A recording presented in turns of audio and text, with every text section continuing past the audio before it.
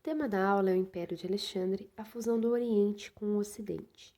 A habilidade em questão é valorizar a diversidade do patrimônio cultural e artístico, identificando suas manifestações e representações em diferentes sociedades.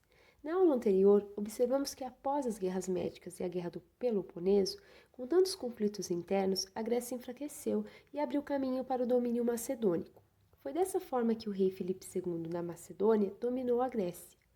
Em 336, antes da Era Comum, Filipe II será assassinado e quem assume o trono será seu filho Alexandre. Para compreendermos melhor o contexto, veremos a biografia simplificada. Alexandre III Magno, ou Alexandre o Grande, devido às suas conquistas, era filho de Filipe II, rei da Macedônia, e Olímpia, princesa de Molossos, da região de Epiro, quarta esposa entre as 7 do rei.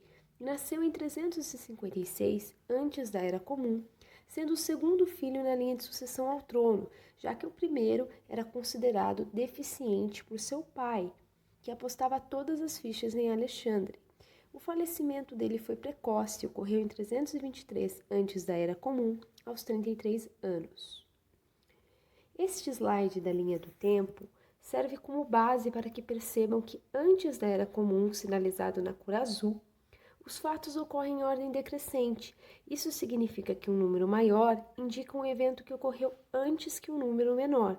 Exemplo, o nascimento 356 antes da Era Comum ocorre obviamente antes que a morte de Alexandre em 323 antes da Era Comum. Já no lado vermelho, que representa depois da Era Comum, os fatos ocorrem em ordem crescente, do menor para o maior. Por exemplo, um evento que ocorre no ano 1 ocorreu antes do que um evento do ano 10. Na observação, eu coloquei uma atenção para vocês. Ano 0 não existe, ou seja, é ano 1 antes da Era Comum e o pós é ano 1 depois da Era Comum. A nomenclatura AC, que significava antes de Cristo, foi substituída por AEC, antes da Era Comum. O mesmo acontece com o DC, que foi substituído por DEC. Voltando ao tema Alexandre, um fato que intriga foi um evento público que envolvia a doma de um cavalo arisco. O rei Filipe II desafiou alguém para domá-lo, mas ninguém conseguia, até que um jovem voluntário se manifestou. Esse jovem era Alexandre, que, utilizando a razão e a observação, notou que o cavalo estava se assustando com a própria sombra.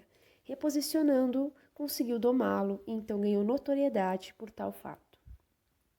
No ramo educacional, aos 13 anos, Alexandre passou a receber uma educação grega mista, ao molde ateniense e espartano, com seu tutor Aristóteles, que ensinou retórica, política, ética, ciências, medicina, geografia, entre tantos outros saberes. Também despertou em Alexandre o fascínio pela obra Ilíada de Homero, que o fez admirar o herói Aquiles, ao qual se inspirava e queria chegar mais longe que o seu ideal. A junção de todo o aprendizado tornou-o admirador da cultura helena, ou seja, da cultura grega, o que o fez expandi-la junto com suas conquistas territoriais. Contexto: aos 16 anos, Alexandre recebeu o título de corregente, ou seja, na ausência de seu pai, ele assumiria o reinado. Em 338, houve uma importante batalha entre esse Império Macedônico e os gregos na Batalha de Queroneia, onde a Macedônia triunfou. Em 336, antes da Era Comum, o pai de Alexandre o Grande morre. Assim, ele ascende ao trono.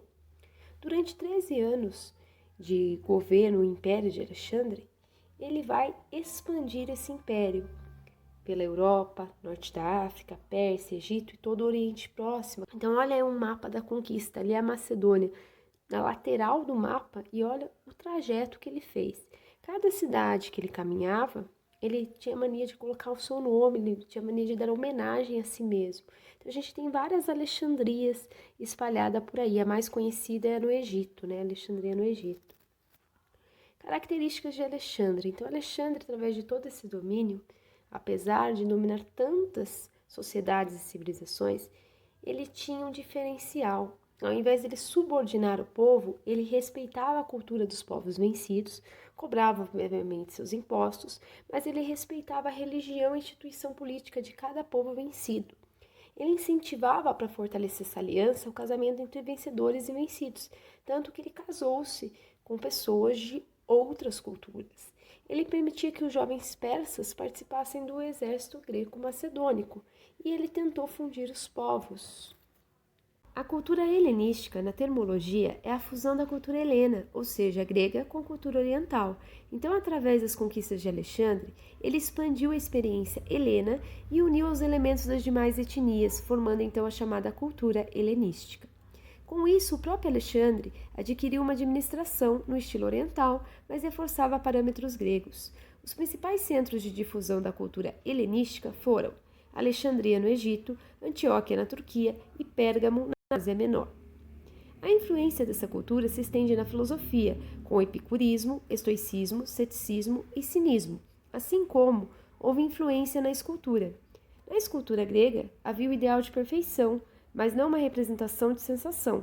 Já na escultura helenística, além dessa perfeição, as obras representavam sentimento, emoção e movimento.